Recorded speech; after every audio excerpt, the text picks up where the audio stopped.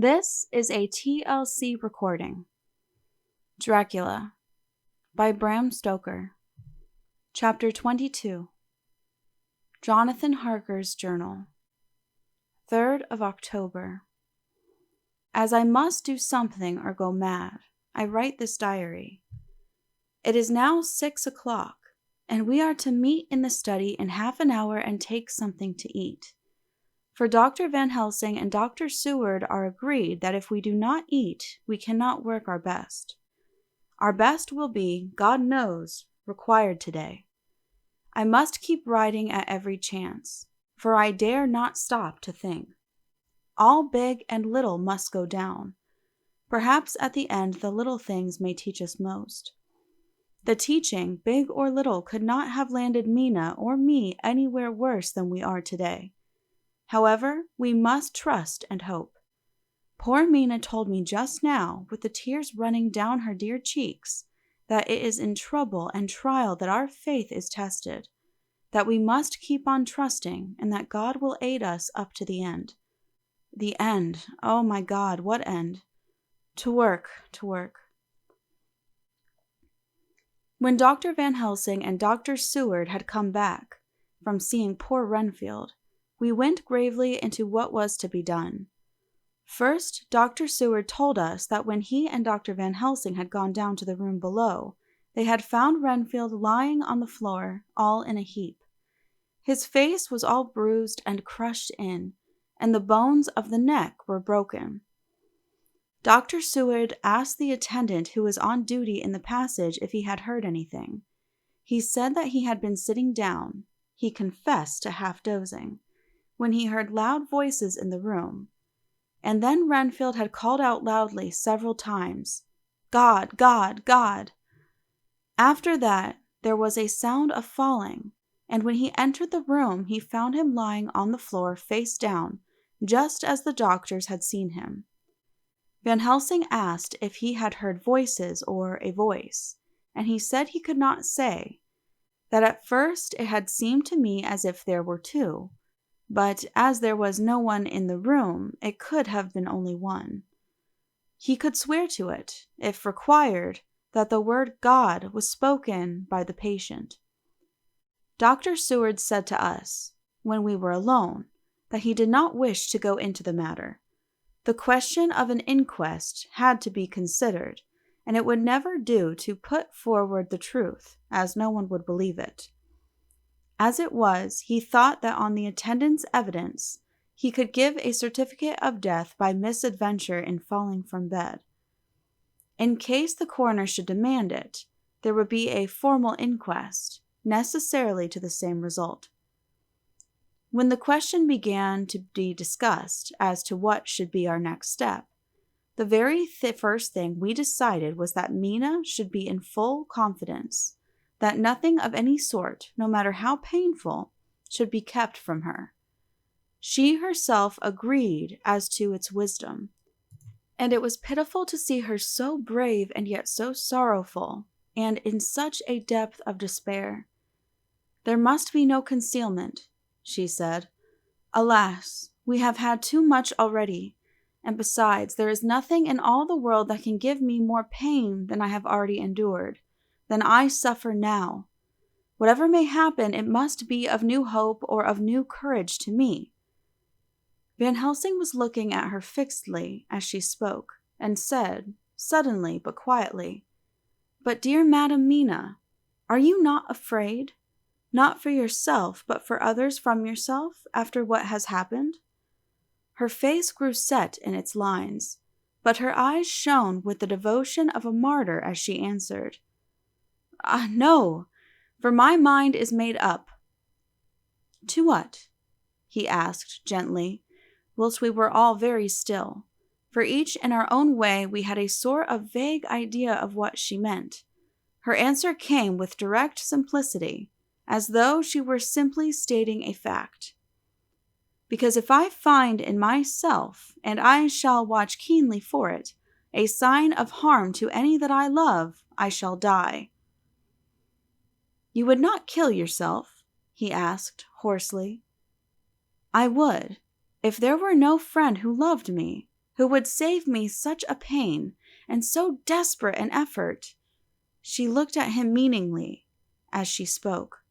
He was sitting down, but now he rose and came close to her and put his hand on her head as he said solemnly, "My child, there is such and none if it were for your good. For myself, I could hold it in my account with God to find such an euthanasia for you, even at this moment if it were best. Nay, were it safe. But my child," for a moment he seemed choked, and a great sob rose in his throat. He gulped it down and went on, "There are here some who would stand between you and death. You must not die. You must not die by any hand, but least of all by your own, until the other, who has fouled your sweet life, is true dead. You must not die. For if he is still with the quick undead, your death would make you even as he is. No, you must live. You must struggle and strive to live, though death would seem a boon unspeakable. You must fight death himself, though he come to you in pain or in joy, by the day or the night, in safety or in peril. On your living soul I charge you that you do not die, nay, nor think of death, till this great evil be past." The poor dear grew white as death, and shook and shivered, as I have seen a quicksand shake and shiver at the incoming of the tide. We were all silent. We could do nothing. At last she grew more calm, and turning to him said, sweetly, but oh, so sorrowfully, as she held out her hand, "I promise you, my dear friend, that if God will let me live, I shall strive to do so, till, if it may be in his good time, this horror may have passed away from me." She was so good and brave that we all felt that our hearts were strengthened to work and endure for her, and we began to discuss what we were to do. I told her that she was to have all the papers in the safe, and all the papers or diaries and phonographs we might hereafter use, and was to keep the record as she had done before. She was pleased with the prospect of anything to do, if pleased could be used in connection with so grim an interest. As usual, Van Helsing had thought ahead of everyone else, and was prepared with an exact ordering of our work. "It is perhaps well," he said, "that at our meeting after our visit to Carfax we decided not to do anything with the earth boxes that lay there. Had we done so, the Count must have guessed our purpose, and would doubtless have taken measures in advance to frustrate such an effort with regard to the others. But now he does not know our intentions. Nay, more, in all probability, he does not know that such a power exists to us as can sterilize his layers, so that he cannot use them as of old.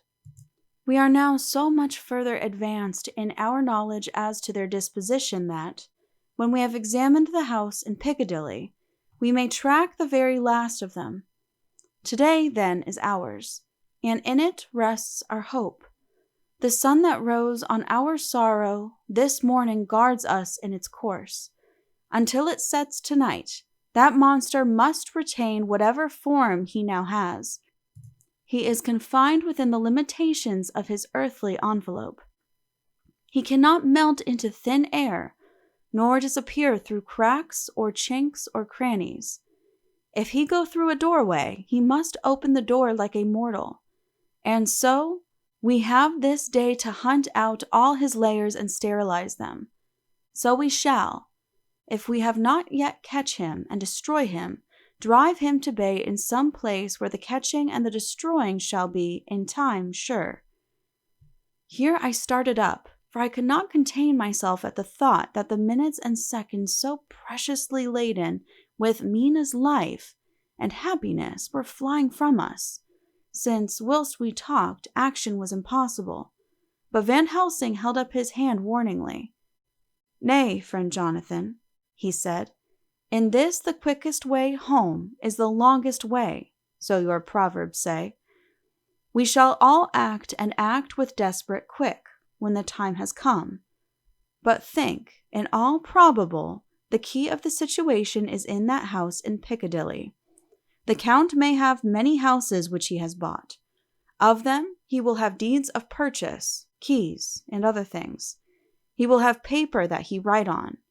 He will have his book of checks. There are many belongings that he must have somewhere. Why not in this place so central, so quiet, where he come and go by the front or the back at all hour, when in the very vast of the traffic there is none to notice? We shall go there and search that house, and then we learn what it holds. Then we do what our friend Arthur call, in his phrases of hunt, stop the earths. And so we run down our old fox. So, is it not? Then let us come at once, I cried. We are wasting the precious, precious time. The professor did not move, but simply said, And how are we to get into that house in Piccadilly? Anyway, I cried. We shall break in if need be. And your police? Where will they be and what will they say? I was staggered, but I knew that if he wished to delay, he had a good reason for it. So I said as quietly as I could, Don't wait more than need be. You know, I am sure what torture I am in. Ah, my child, that I do. And indeed there is no wish of me to add to your anguish. But just think, what can we do until all the world be at movement? Then will come our time. I have thought, and it seems to me that the simplest way is the best of all. Now we wish to get into the house, but we have no key. Is it not so? I nodded. Now suppose that you were, in truth, the owner of that house, and could not still get in. And think there was to you no conscience of the housebreaker. What would you do? I should get a respectable locksmith, and set him to work to pick the lock for me. And your police? They would interfere, would they not? Oh no, not if they knew the man was properly employed. Then he looked at me as keenly as he spoke. All that is in doubt is the conscience of the employer, and the belief of your policeman as to whether or no that employer has a good conscience or a bad one. Your police must indeed be zealous men and clever, oh so clever, in reading the heart, that they trouble themselves in such matter. No, no, my friend Jonathan, you go take the lock off 100 empty house in this your London, or of any city in the world, and if you do it, as such things are rightly done, and at the time such things are rightly done, no one will interfere. I have read of a gentleman who owned a so fine house in London, and when he went for months of summer to Switzerland and lock up his house, some burglar came and broke window at back and got in. Then he went and made open the shutters in front and walk out and in through the door, before the very eyes of the police. Then he have an auction in that house, and advertise it, and put up big notice. And when the day come, he sell off by a great auctioneer all the goods of that other man who owned them. Then he go to a builder, and he sell him that house, making an agreement that he pull it down and take away within a certain time. And your police and other authority help him all they can. And when that owner come back from his holiday in Switzerland, he find only an empty hole where his house had been. This was all done en règle, and in our work we shall be en règle too. We shall not go so early that the policemen, who have then little to think of, shall deem it strange, but we shall go after 10 o'clock, when there are many about, and such things would be done were we indeed owners of the house. I could not but see how right he was, and the terrible despair of Mina's face became relaxed at thought. There was hope in such good counsel. Van Helsing went on. When once within that house, we may find more clues. At any rate, some of us can remain there, whilst the rest find the other places where there be more earth boxes, at Bermondsey and Mile End. Lord Godalming stood up. I can be of some use here, he said. I shall wire to my people to have horses and carriages where they will be most convenient." "Look here, old fellow," said Morris.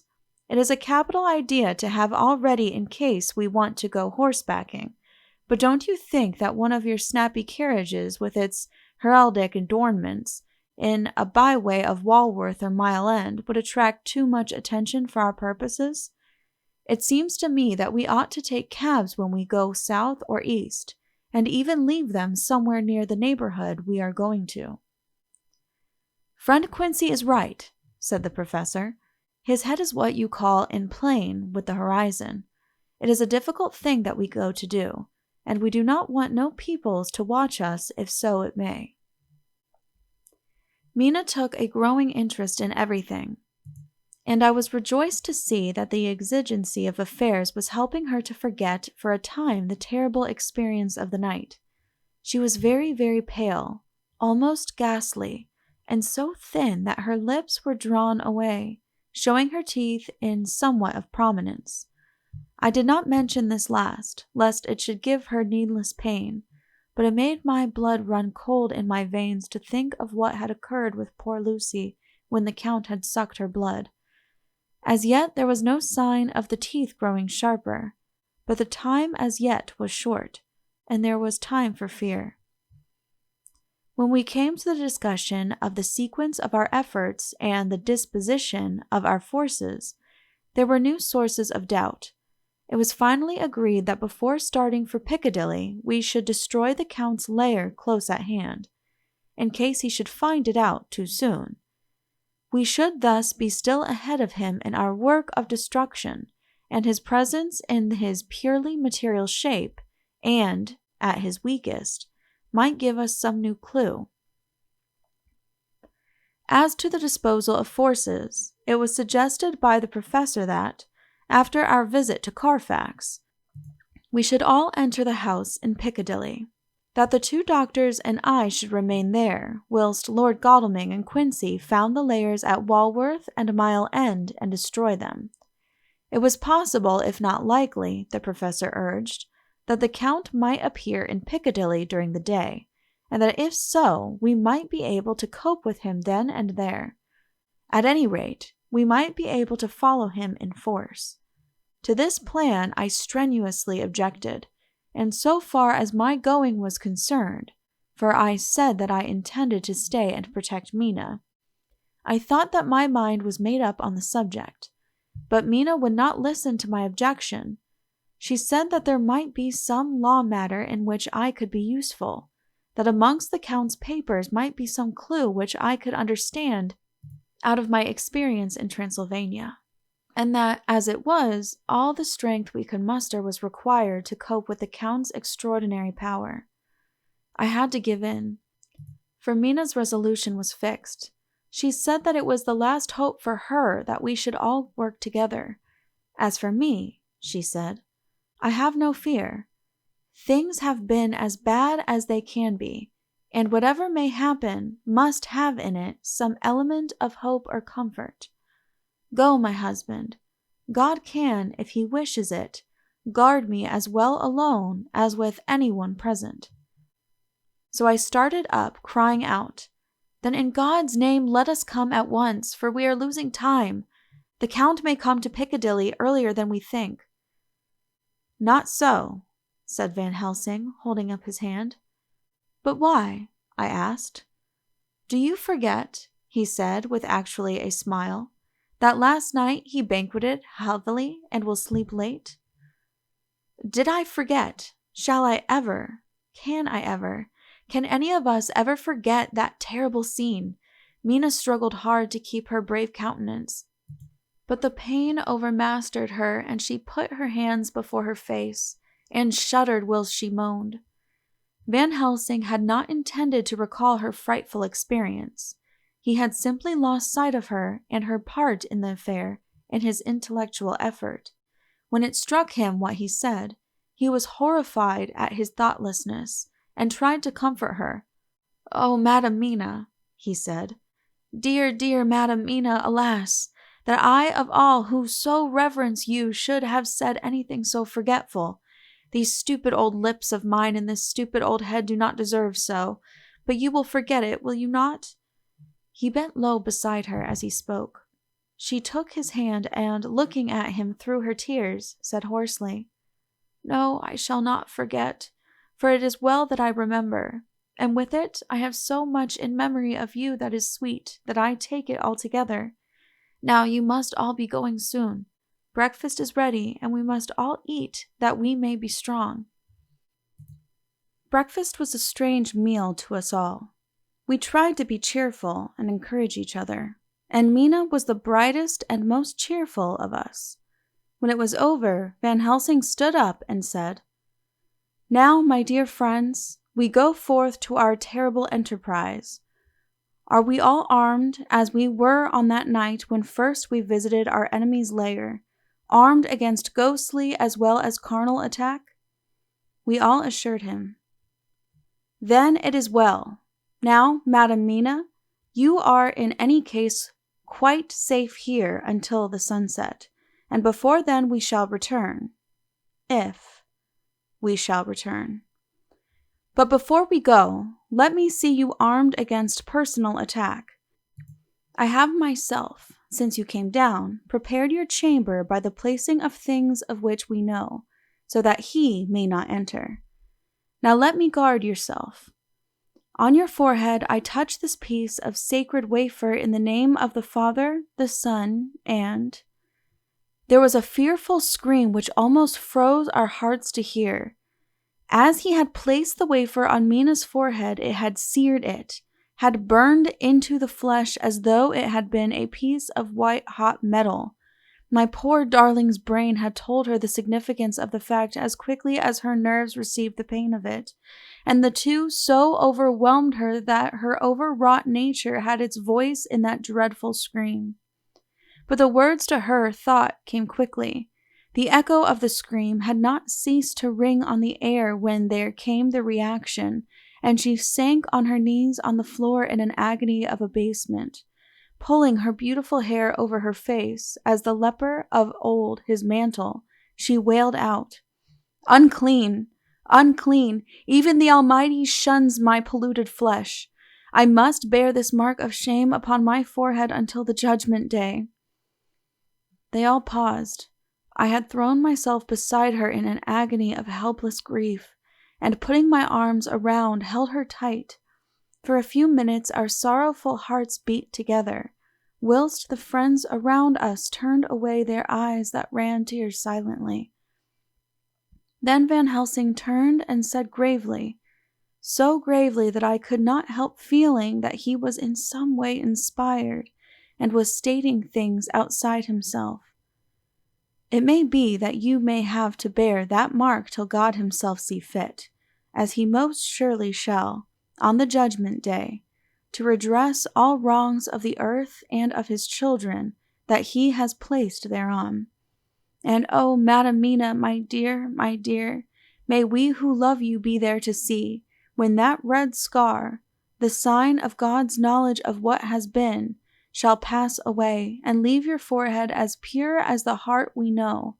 For so surely as we live, that scar shall pass away when God sees right to lift the burden that is hard upon us. Till then we bear our cross, as his Son did in obedience to his will. It may be that we are chosen instruments of his good pleasure, and that we ascend to his bidding as that other through stripes and shame, through tears and blood, through doubts and fears, and all that makes the difference between God and man." There was hope in his words, and comfort, and they made for resignation. Mina and I both felt so, and simultaneously we each took one of the old man's hands and bent over and kissed it. Then, without a word, we all knelt down together, and, all holding hands, swore to be true to each other. We men pledged ourselves to raise the veil of sorrow from the head of her whom, each in his own way, we loved, and we prayed for help and guidance in the terrible task which lay before us. It was then time to start, so I said farewell to Mina, a parting which neither of us shall forget to our dying day, and we set out. To one thing I have made up my mind. If we find out that Mina must be a vampire in the end, then she shall not go into that unknown and terrible land alone. I suppose it is thus that in old times one vampire meant many, just as their hideous bodies could only rest in sacred earth. So the holiest love was the recruiting sergeant for their ghastly ranks. We entered Carfax without trouble and found all things the same as on the first occasion. It was hard to believe that among so prosaic surroundings of neglect and dust and decay, there was any ground for such fear as already we knew. Had not our minds been made up, and had there not been terrible memories to spur us on, we could hardly have proceeded with our task. We found no papers or any sign of use in the house, and in the old chapel the great boxes looked just as we had seen them last. Dr. Van Helsing said to us solemnly as we stood before them, "And now, my friends, we have a duty here to do. We must sterilize this earth, so sacred of holy memories, that He has brought a far distant land for such fell use. He has chosen this earth because it has been holy. Thus we defeat Him with His own weapon, for we make it more holy still.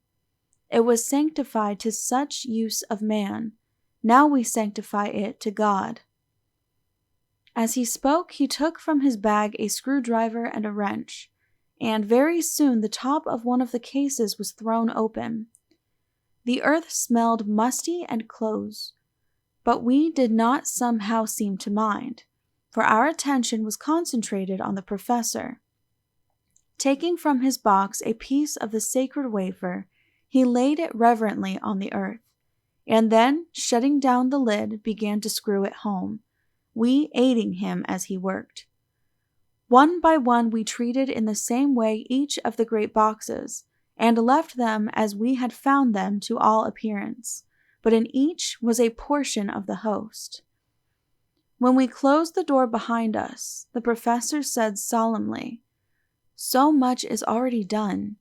If it may be that with all the others we can be so successful, then the sunset of the evening may shine on Madame Mina's forehead, all white as ivory and with no stain."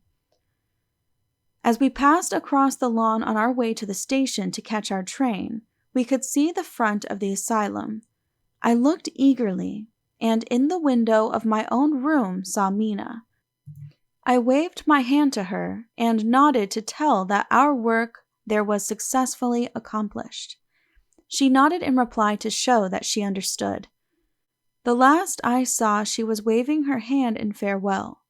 It was with a heavy heart that we sought the station and just caught the train, which was steaming in as we reached the platform. I have written this in the train. Piccadilly, 12:30 o'clock. Just before we reached Fenchurch Street, Lord Godalming said to me, "Quincy and I will find a locksmith.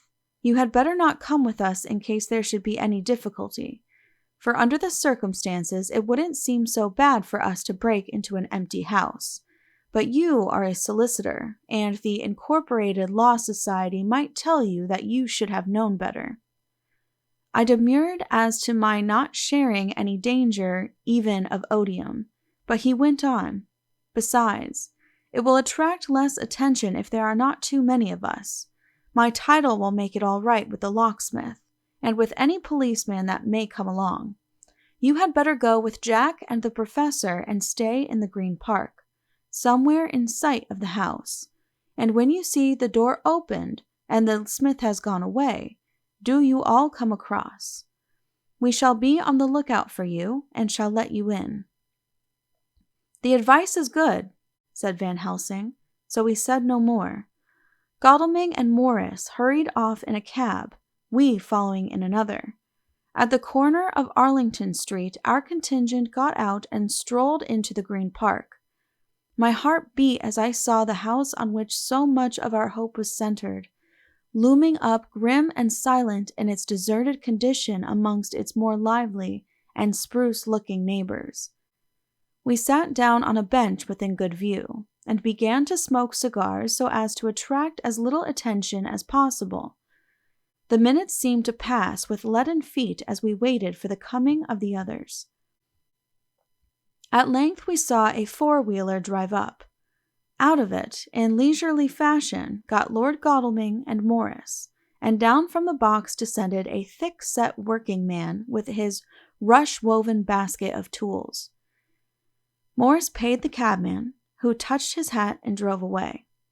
Together the two ascended the steps, and Lord Godalming pointed out what he wanted done. The workman took off his coat leisurely and hung it on one of the spikes of the rail, saying something to a policeman who just then sauntered along. The policeman nodded acquiescence, and the man kneeling down placed his bag beside him. After searching through it, he took out a selection of tools which he produced to lay beside him in orderly fashion. Then he stood up, looked into the keyhole, blew into it, and, turning to his employers, made some remark. Lord Godalming smiled, and the man lifted a good-sized bunch of keys. Selecting one of them, he began to probe the lock, as if feeling his way with it. After fumbling about for a bit, he tried a second, and then a third. All at once the door opened under a slight push from him, and he and the two others entered the hall. We sat still. My own cigar burnt furiously, but Van Helsing's went cold altogether. We waited patiently as we saw the workman come out and bring in his bag. Then he held the door partly open, steadying it with his knees, whilst he fitted a key to the lock. This he finally handed to Lord Godalming, who took out his purse and gave him something. The man touched his hat, took his bag, put on his coat, and departed. Not a soul took the slightest notice of the whole transaction. When the man had fairly gone, we three crossed the street and knocked at the door. It was immediately opened by Quincy Morris, beside whom stood Lord Godalming lighting a cigar. "The place smells so vilely," said the latter as we came in. It did indeed smell vilely, like the old chapel at Carfax. And with our previous experience, it was plain to us that the Count had been using the place pretty freely. We moved to explore the house, all keeping together in case of attack, for we knew we had a strong and wily enemy to deal with, and as yet we did not know whether the Count might not be in the house. In the dining room, which lay at the back of the hall, we found 8 boxes of earth. 8 boxes only out of the 9 which we sought. Our work was not over, and would never be until we should have found the missing box. First, we opened the shutters of the windows which looked out across a narrow stone-flagged yard at the blank face of a stable, pointed to look like the front of a miniature house. There were no windows in it, so we were not afraid of being overlooked. We did not lose any time in examining the chests. With the tools which we had brought with us, we opened them, one by one, and treated them as we had treated those others in the old chapel. It was evident to us that the Count was not at present in the house, and we proceeded to search for any of his effects. After a cursory glance at the rest of the rooms, from basement to attic, we came to the conclusion that the dining room contained any effects which might belong to the Count, and so we proceeded to minutely examine them. They lay in a sort of orderly disorder on the great dining room table. There were title deeds of the Piccadilly house in a great bundle, deeds of the purchase of the houses at Mile End and Bermondsey, notepaper, envelopes, and pens and ink. All were covered up in thin wrapping paper to keep them from the dust. There were also a clothes brush, a brush and comb, and a jug and basin, the latter containing dirty water which was reddened as if with blood. Last of all was a little heap of keys of all sorts and sizes, probably those belonging to the other houses. When we had examined this last find, Lord Godalming and Quincy Morris, taking accurate notes of the various addresses of the houses in the east and the south, took with them the keys in a great bunch, and set out to destroy the boxes in these places. The rest of us are, with what patience we can, waiting their return, or the coming of the Count. End of Chapter 22. Please click the link below to continue on to Chapter 23. This has been a TLC recording. Thank you for listening, and please be sure to subscribe.